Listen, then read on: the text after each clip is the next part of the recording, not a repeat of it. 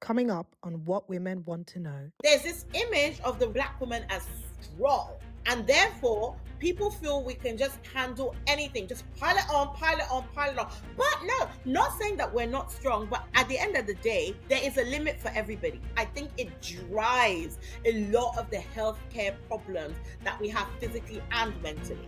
What is the challenge to empowering women? Is getting them to understand that a manageable mental load is not optional. I'm your host, Dr. Adana, and this is What Women Want to Know, the show where we navigate the complex, fascinating, and sometimes intimidating world of women's health and well-being. Here, we create a safe, judgment-free space where no topics are off limits. We confront our fears, we embrace our vulnerabilities, and we find humor in the unexpected. Welcome to What Women Want to Know. Before we get into today's conversation, you know the drill. If you're not already part of this community, I am personally inviting you to join. If you're watching on YouTube, hit that subscribe button and turn on the notification so that you know when a new episode is live, which is every Sunday at 6 p.m. GMT. If you're listening as a podcast on Spotify or on Apple Podcast, make sure to follow along and please give us a rating and a review. Your feedback not only helps me, but it helps more women to find us, women who need to be part of this conversation. On the show today, we are venturing into an essential yet often neglected area of women's health, which is equitable and inclusive healthcare, particularly for Black women. Our discussion will shed light on the unique challenges and disparities this community faces in the healthcare system. We'll explore the impact of these inequalities on their health outcomes and delve into practical strategies for creating more equitable healthcare experiences for every woman, regardless of her background. Joining us in this vital conversation is Dr. Itunu Johnson-Sogbetun, widely recognized as Dr. Sho, a UK-based general practitioner renowned for her dedication to women's health. As an advocate for inclusive and equitable healthcare, Dr. Sho has been instrumental in curating HEAL, which stands for Health, Equity and Advocacy Learning, a platform offering courses aimed at raising awareness and advocating for equitable healthcare for Black people. Dr. Sho is not just a healthcare provider, but a beacon of hope and change in the pursuit of equitable healthcare for all. At the Royal College of General Practitioners, Northwest Women Want to Know faculty position her uniquely to provide insightful and transformative perspectives. So it's good to have you on the show today, Dr. Sho. See how that rhymes? Thank you for having me. So I have let the audience know about you and all of the inspiring work that you're doing, especially when it comes to your work in advocacy for healthcare equity. You're a very experienced UK general practitioner, and I'm curious, in your training and your experience, what inspired your advocacy for the health of Black women? To start with, I think the first and the biggest inspirations come from the women in my lineage, actually. And I start with my great grandmother, who was a market trader, who sent my grandfather to school by working with her hands and selling things in the market in Ijebu.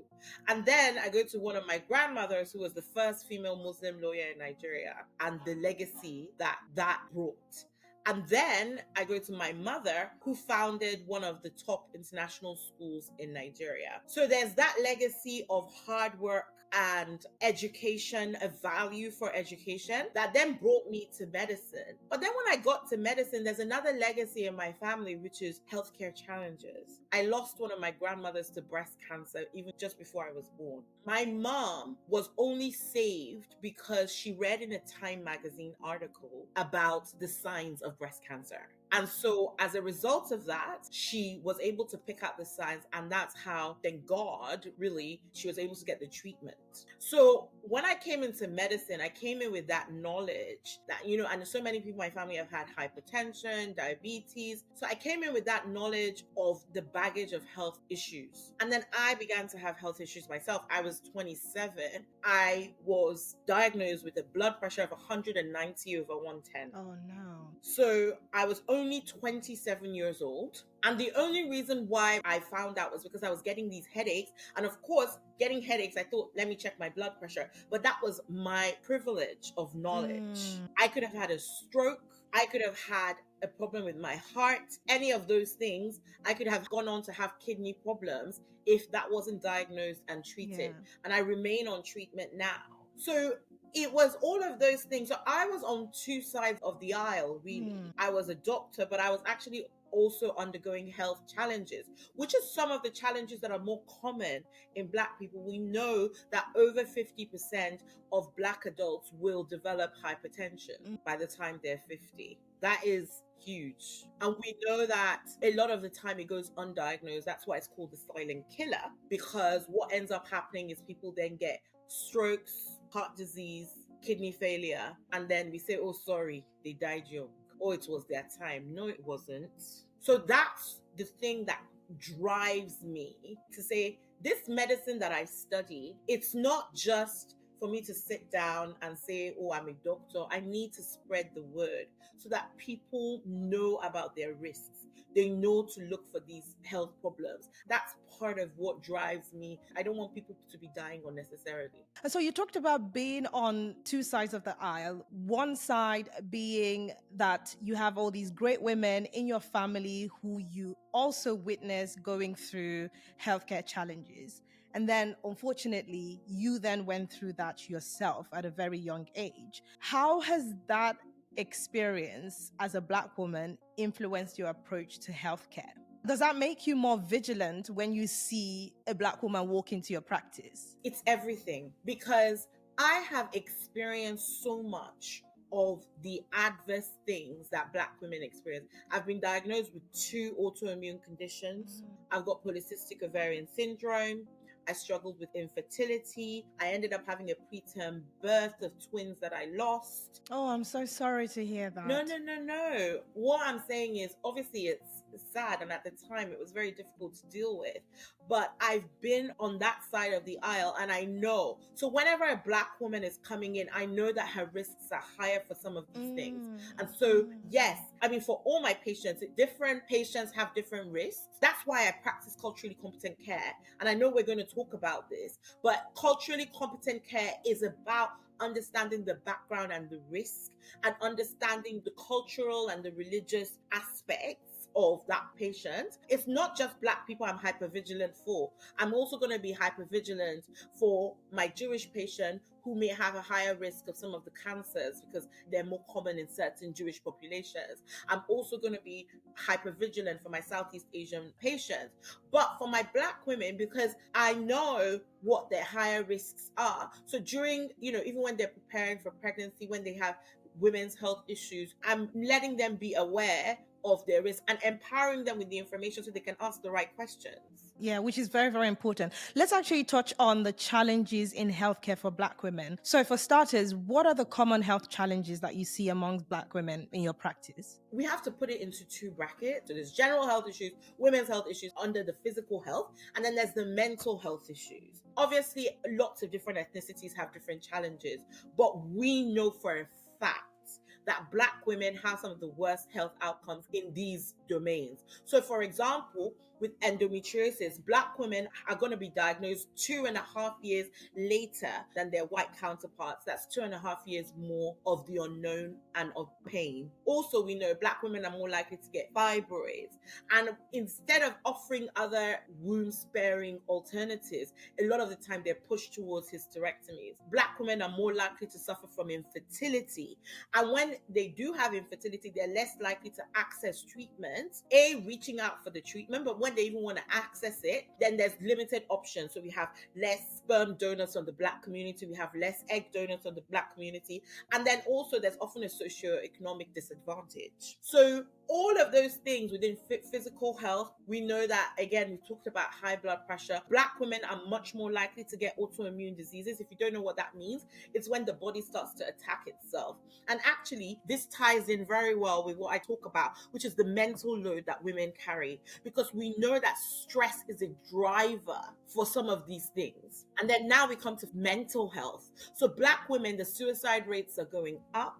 We know that Black women are more likely to have schizophrenia, bipolar disorder, anxiety, depression, and they're also less likely to reach for help. And then I know you spoke with Dr. Katanga about some of the challenges from the religious standpoint in accessing health. It cannot be overstated how this can be a challenge in the Black community, actually naming a thing as a mental illness. So there's these challenges that complicate things as well. It's multifactorial, right? On the one hand, there is the cultural element where we're still dealing with that within our communities of what to share and what to keep a secret because of the stigma and the taboos around it. And then you also have the educational gap. Healthcare professionals like us, cultural competency was not something that was really stressed during our education. So of course, what you don't see, you trivialize. And if all of the data, all of the research, all of the advertising, all of the images really do not target people from these communities, the chances of picking up on health issues early on then becomes a challenge, because the diagnosis is left until last minute, and then obviously then the treatment is left until last minute. But then there is the other aspect that when people then try to access the healthcare system, there are all of these barriers, whether your condition is trivialized or is pushed away or it's misdiagnosed because of that lack of cultural competency. What women want to know.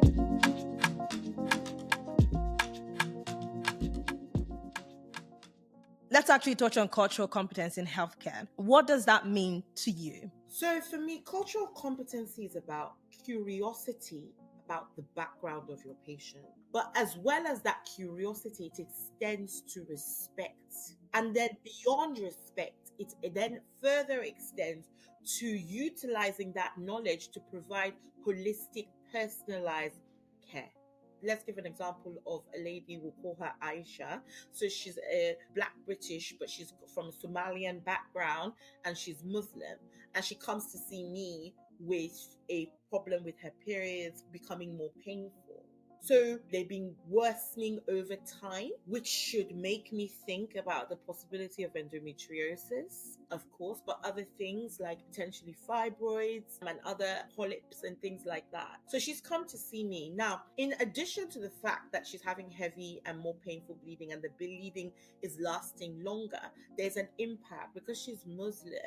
She's considered unclean whilst she is having bleeding, and that impacts so many aspects of her life, including her intimacy with her partner. So not even thinking about that, and some people might trivialize those symptoms and say, oh, it's heavy periods, take some ibuprofen. You know, that does happen actually, unfortunately, rather than seeing it as something that's affecting almost all parts of her life. She's not only dealing with the pain of the symptoms, she's also dealing with the cultural impact on her life. So it's understanding, if you're not curious, if you don't ask questions. Like, for example, I worked in Northwest London, and so I have a great insight into the Jewish community. And there are actually some similarities in terms of bleeding and the impact it can have on their lives in the Jewish community as well. It actually also sometimes, for those who are like very religious, they may not even be able to touch, not in a sexual manner, but actually physically touch their partner whilst they're bleeding. So imagine if they're having uncontrolled bleeding and you don't understand that impact. You know, some of these things are completely unacceptable. So you have to understand the cultural context to be able to give the right advice. And there's some treatments, like say, for example, a progesterone-only pill, which may give irregular bleeding. That's completely unacceptable. Even though that's one of the treatment options, that would be a completely unacceptable treatment option for this Jewish lady, for example. So again, how did I know this? So I learned it because I was curious from medical school, I made friends with people from so many different backgrounds. I was privileged to be able to go to medical school in the heart of the city of London. And therefore, the whole world was there for me to meet and engage with. And so I began to accumulate that knowledge of different groups of people. So that's one of the things that I think is core to cultural competencies, that curiosity, that care for what other people's stories are.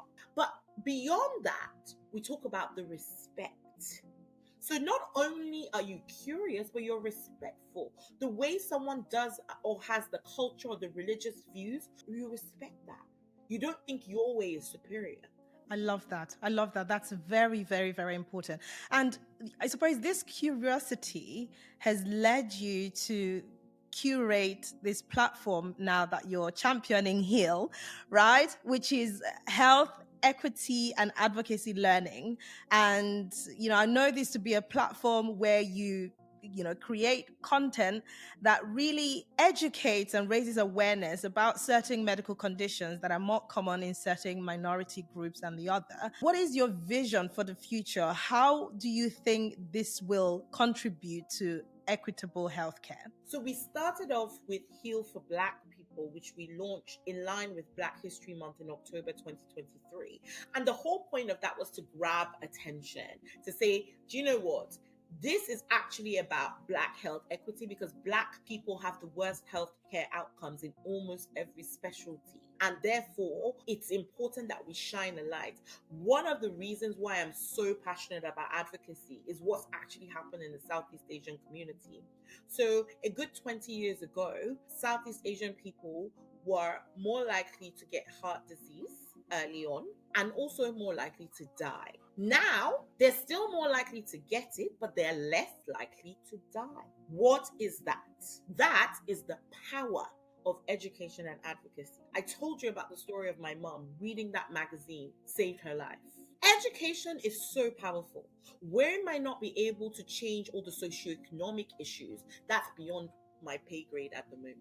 But what I can do, what we can do, and what you're doing as well, is educate. Let's tell people. And not only that, let's fire them up. Because I am done with the Black community always looking externally for the help. No. People, we need to rise up ourselves and understand what are the issues that actually affect us and start making positive change. We need allies, of course we do, but we have to be the change we want to see. Yeah, I love that. With your work in this space, a lot of it comes from the experience, the inspiration that you have from your surrounding. You talked about the women in your lives. We talked about your own personal experience, your education, and your awareness of the statistics and how it affects, in this case, Black people. So there is some relatability. There's a lot more motivation to champion this work.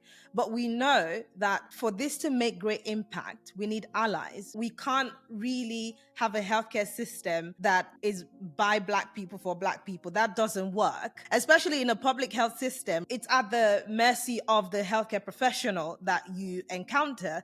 And problems tend to arise if that person is not culturally competent, is not curious, and is not respectful of other cultures or communities that is different from their own.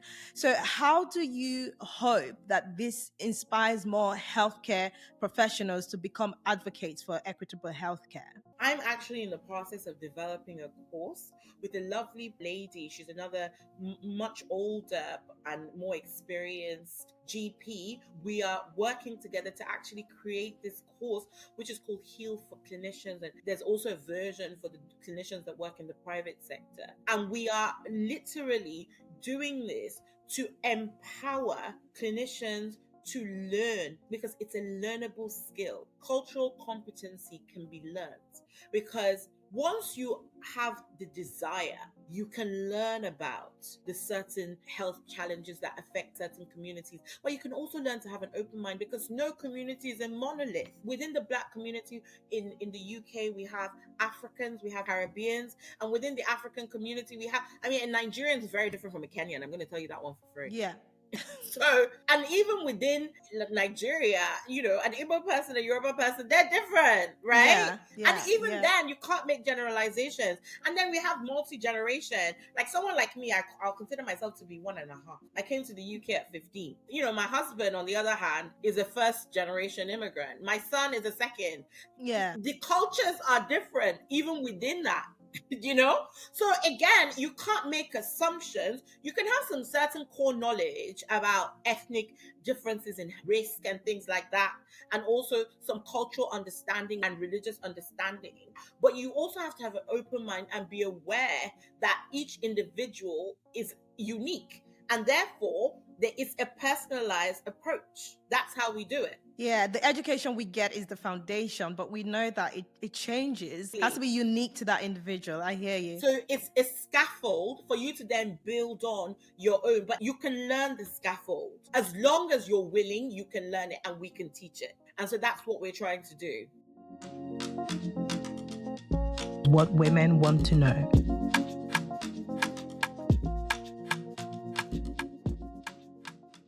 Amongst the many hats that you wear and the many things that you do is being a medical school tutor. So you teach at the Queen Mary University Medical School about health inequity. How do you approach that learning? And I'm really curious to understand what sort of engagement you get in a class that is diverse. Oh, yeah, it's very, very diverse. Always has been, really. Well, at least in the recent past. The challenges, and you're right, this matters to some more than others. So often there's a variable engagement, but that is exactly what we need, because we need to capture their imagination. And the best way is through stories. So when I teach on the course, I like to give real examples, because equity is not doing the same for everyone. It's actually doing what is needed so that everyone has the same access, which is very different. Some people need nothing. They are already well educated. They can knock on the doors themselves. All they need is to be told what to do and off they go. There are also people who, from their culture, are very vocal about the most pressing medical issues they have, regardless of what part of their body it's affecting. And then there are others who need you to get on the phone and chase them up. So, like, say, for example, sometimes when I worked in a certain area, I had quite a few patients from the traveling community. Those patients needed a lot more input because they were very disengaged. So actually, there's some similarities with the Black community, or with parts of the Black community, some disengagement from the medical establishment, really needing to work on establishing trust. So again, it's variable what people need. So capturing that imagination is like a light bulb just goes off in their mind, and they understand it's not about Black or white. Anyone can be in need of equitable healthcare, because I tell the story of one of my very close family friends who is a very successful white person, just wonderful person, very successful, but he's older now. And so when he was out of his comfort zone, he didn't get very good healthcare because they were kind of treating him just like any old person. So sometimes, even if you are quote unquote in the privileged set, you can experience inequitable healthcare for other reasons. And so sometimes it can be ageism. So the things that motivate health equity, it's about the situation, it's situational. So you need to think, what does this person need for me to be able to give them a healthcare that is standard, because they have some situation that is causing them to have poor healthcare? Yeah, that makes a lot of sense. When we were talking about the Black community, you mentioned that it's not just about people doing the work for us. It's about us looking internally to say, hey, what can we do for ourselves? So let's talk about empowering women in healthcare, especially Black women. How do you empower Black women to become advocates for their own health? What do you observe to be the common reasons why women or people in the Black community are disengaged from the healthcare establishment? Anyone who follows me knows about the mental load that women carry. For Black women, there's the mental load, and then there is the additional minority stress that is combined together. And therefore, for a lot of Black women, they don't even have the mental energy to care about their own health because they're so busy trying to make ends meet, or even if they're not necessarily trying to make ends meet in terms of like economically, they're trying to make ends meet in terms of energy. Literally, there's so much they want to do, there's so much they're trying to achieve. It's a lot of the logistical thinking that we do for society. Plus, there's this image of the Black woman as strong, and therefore people feel we can just handle anything, just pile it on, pile it on, pile it on. But no, not saying that we're not strong, but at the end of the day, there is a limit for everybody. And a lot of us are living at our limit or off the limits. And this is something that I'm super passionate about because I think it drives a lot of the healthcare problems that we have physically and mentally. What is the challenge to empowering women is getting them to understand that a manageable mental load is not optional. It is something we must all strive for. The way we think, oh, I have to try and eat healthily, I have to try and be physically active, the way we think those are part of things that we need to do to be healthy, we need to be thinking, I need to have a manageable mental load. You know, I went to a talk earlier this year. The writer, Afua Hirsch, she wrote a book and I went to the launch and she was talking about rest for the Black woman. Boy, oh boy, that is our goal. I spoke about my ancestors, the women in my line. Those women have labored. Even my mom, she's labored so much. I want my mom to enter into rest. So even though she's successful, now she's in her 60s, it's still a challenge for her because we're so hardwired to work and work and work, to be like workhorses and not realize that actually lack of rest hinders our creativity. Lack of rest hinders our progress. Lack of rest affects our physical and mental health. We need to be rewiring ourselves and thinking, how can we achieve rest? And it's a complete mindset shift. Actually, on the conversation of rest, I remember that when we spoke last week, you talked about this burden that women have to achieve it all. Of course, you have women who are multi-passionate, you have people who consider themselves ambitious, you have women fighting for equality, not wanting to be perceived as lazy or weak. It's multifactorial. There's the culture, there's the self-fulfilling prophecy, there's the expectation, there are the socioeconomic factors around that. But you said that the danger is that a lot of women think they can have it all. But I think you wanted to change that narrative. You know what? You can have it all, but not at once. That's what women need to understand, right? So Oprah and Michelle Obama were having a chat. And these are probably two of the most iconic Black women on the planet. And they both said it. We can have it all, but not all at the same time. And this illusion, in fact, let's actually ask ourselves the core question, what is all? What all means to me, Itunu, is different from what it means to you. Do you see what I mean? Now, we're both doctors, we're both wives, we're both mothers, right? But what all means to us is different. You know, even though we have similar backgrounds, we're both medical doctors. Like, I'm still practicing, you're in full-time entrepreneurship. All of that word all is so loaded. And so I really would like for women to look inwards and know that they're not running anyone else's race. Like I said, my grandmother, the story of my grandmother having been called to the bar in 1953 in London, it sat heavy for so many years. It was a very difficult conversation with my parents because my mentor, actually, Professor Fumi Olokbade, who is literally one of the greatest oncologists in the world, she's just incredible. So I wanted to be her. That was it. I found her out. It eventually worked out that she actually went to the same school as my mom, but I didn't know that. I wrote her an email.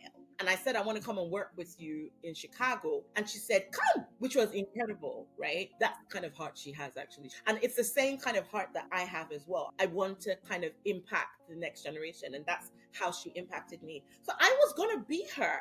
But then when I realized the cost, she is a clinician, an educationist. So she's a professor. She is also a researcher. She has a full research lab. She's also a mother and a grandmother now. So I was like, boy, I was not given the same capacity that she was. Yeah, it's about understanding capacity. That was something else that you mentioned, right? So after spectacularly burning out, I did try, but I burnt out like a light. I sat down and I said to you, what do you actually want to be? Like, you can see, I love to talk, right? And general practice is about being interested in people. And I began to see that my personality is not really that of a researcher. I'm actually someone who sees patterns in people. Like, general practice was actually the perfect fit, but I was just having that conversation with my family and explaining that their daughter, who is super bright and could do whatever, is honoring her capacity and no longer going to be a PhD researcher, is now going to do general practice and is very happy. Actually, I love what you've said. It's not that you have limited capacity, it's just honoring your capacity. So as humans, we have a finite amount of energy. Each person's is different. We're literally like a machine. In, out, right? So we're expending energy in our lives, but we're also taking energy in. So expending energy in the things that you love, your job, looking after your family, those sorts of things, playing with your children, whatever, that's expenditure. But then there's also the more negative expenditure, like unintentional social media use, taking out energy. And then there's the joy givers, like fun, laughter, spending time in nature. What a gift. What women want to know.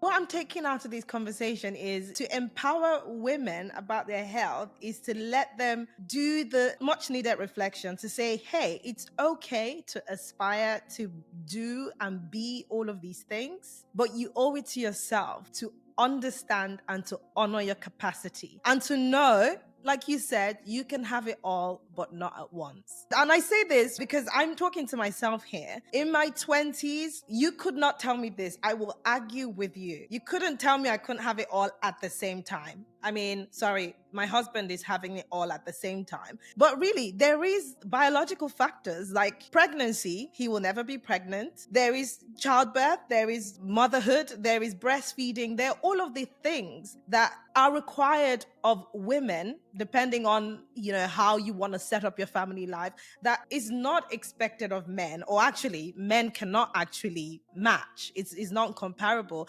And I think another thing you said that I loved was the danger of this, feminism and equality, that when we try to jump into this argument that men and women should be equal, that's not to say that equality shouldn't be something that we strive for in society, but also that there are things that women go through that have to be considered as something that slows down a phase of your life, and that's okay. And I know that that's a topic that you're very, very passionate about, the whole idea of the mental load that women carry. I hear you. Really, continuing on the topic of your advocacy and all of the initiatives that you channel, I think one of them is that you're the diversity, equity, and inclusion lead at the Royal College of General Practitioners. Because on the one hand, you're educating medical students, and on the other hand, you are championing this conversation amongst already qualified general practitioners. What are the initiatives that you've championed, or how have you seen a difference in that space? So I'm the EDI lead in Northwest London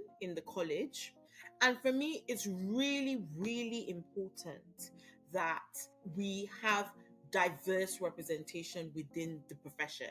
And so that's a lot of the work that I do, empowering GPs who have a diverse background. And that's not only in ethnic diversity. Actually, one of the things that I've heartily championed is doctors living with chronic physical and mental health conditions. Because it's really important for me that those doctors are not lost to the profession. I would consider myself to be in that category, because we come into the profession with a bucket load of experience and empathy from having lived on the other side of the aisle. So we are actually adding a lot to the representation as a profession to the community. We're relatable. And then, of course, with doctors living with physical and chronic health problems and disability, there is huge intersections with being female, being parents, being from an ethnic background, but also being from the LGBTQIA community. So there's all that diversity that is really important as an intersectionality that we are campaigning for people to be able to thrive despite having those problems. So that is something that I really champion in the college. But then we also champion health equity as well. So with all the things that we're talking about, female and Black health equity, minority health issues, making sure that as a college, we're thinking about these things, we're producing educational material that is diverse and culturally competent, all those sorts of things. We're now going into the last leg of the conversation, and this is also another personal perspective that I want to get from you. Because you talked about your journey and being fortunate enough to not only come from a family of highly educated, highly impressive women, but also that you were able to identify somebody who you thought you wanted to be like. Then you reached out to her and then realized, I'm going to honor my capacity here. There's a lot of young women, and I know this because I get a lot of all these messages, about women who say, hey, you've inspired me to want to go into medicine, but here are my fears and here are my concerns. I've heard a lot that you're not going to have a life when you're a medic, you can't have a family, you can't combine your passions with family, with career. There's so much fear around that. And some of it is very valid. We know that being a healthcare professional is a very highly demanding job, especially when you even go down the route of surgery. But then so many women want to have families as well, and they want to have a life. What advice would you give to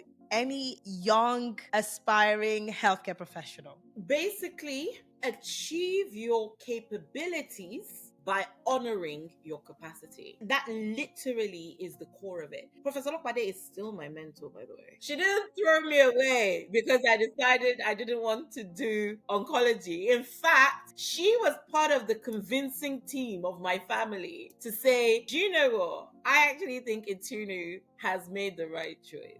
And literally, I call her all the time. She's like a second mom. So it didn't change anything with our relationship. If anything, it deepened it because there was a newfound respect for what she's achieved. And also, she has been so much more transparent about what the cost really was for her getting to where she is. And she's one of the biggest advocates for mental load management in doctors. But then there's also a lot of the trauma that women experience. So they may not talk about it. Things like unexpectedly single. It deserves its own attention, but that's a challenge that a lot of women experience. And that's something that can come from their own feeling or from society's impression on them and them struggling with that dynamic. Then there's things like miscarriages, there's things like infertility, all of these burdens. So some women may not have had children, but they may have had infertility, and that's a reason why. So what you were saying about being a woman is so different, our experience. So whether we have children or not, is actually a very different experience to being male, because there's all these complexities. So one of the things that Professor Lokwade has taught me, and I try and teach future generations, is stop competing with other people. Respect your lane. I hear that, but my question is really because we know the multiple challenges, whether expected or unexpected, that a woman would experience throughout her life. But there are certain times in your life where you have to make decisions without even knowing what the future holds. And then deciding to go into a profession such as medicine, that's already a big deal. It's already gonna be demanding a lot from your life anyway. Is that enough reason for people to say, hey, I'm not gonna go into this profession because I expect XYZ to happen? Or are you saying, do it anyway, but then when the time comes where you realize that there's certain things that are beyond your control, part of honoring your capacity is deciding to step back from something? That's right. No, I am all about women achieving. In fact, I would hate to come across as saying to anyone, don't do something because you're afraid. Fear is a terrible demotivation. No, feel the fear and do it anyway. You've heard that statement. That is how I live my life. A lot of the time, I'm doing this just taking a step of faith. Ever since I've decided to stop overthinking and actually making movement, like even starting this whole thing, Dr. Show Cares, and now, hopefully soon we're going to be launching the clinic. All of these things, they filled me with trepidation, but I'm like, where is the capacity? But I'm going to create it. I dropped some things, as you said, and find space for what I believe is the passion and what I believe is the next step. So please, do not hold yourself back. But what you must do is honor your capacity. So how do you bring the two together?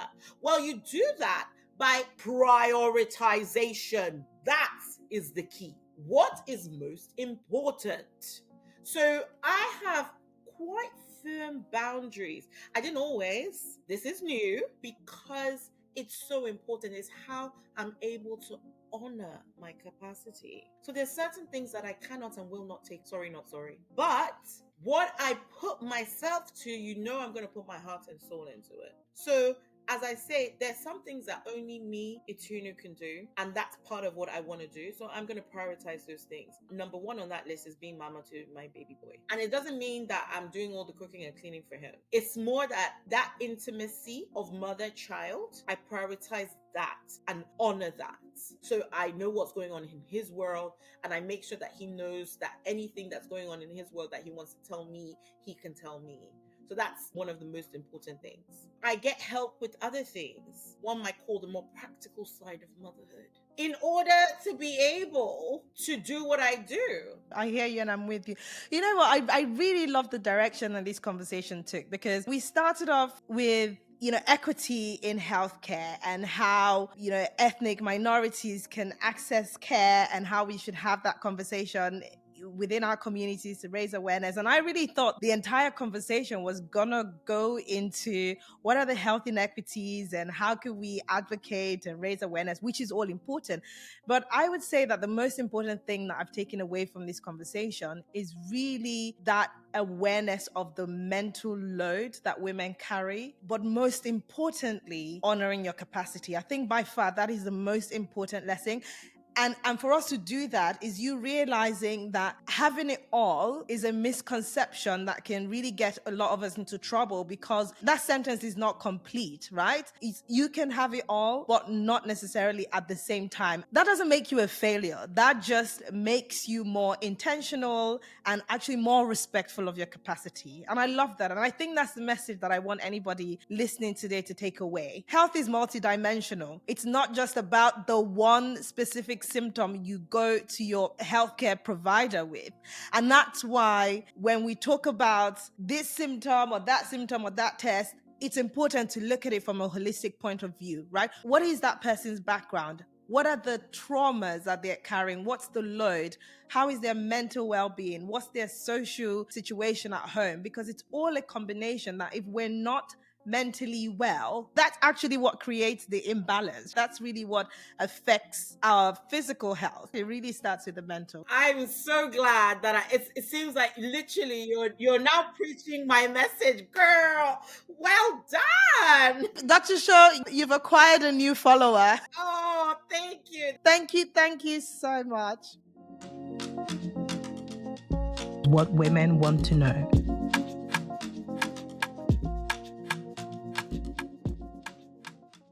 A big thank you again to Dr. Sho for sharing her insights into this very, very important conversation and for taking out the time to join us on this episode. I'm going to leave all of the links to her social media platforms and all of the amazing work that she's doing, so make sure to check it out in the description bar to follow along. That's our show for today. Remember, your health matters and it's okay to talk about it. Until next time, I'm Dr. Adana and this is what women want to know.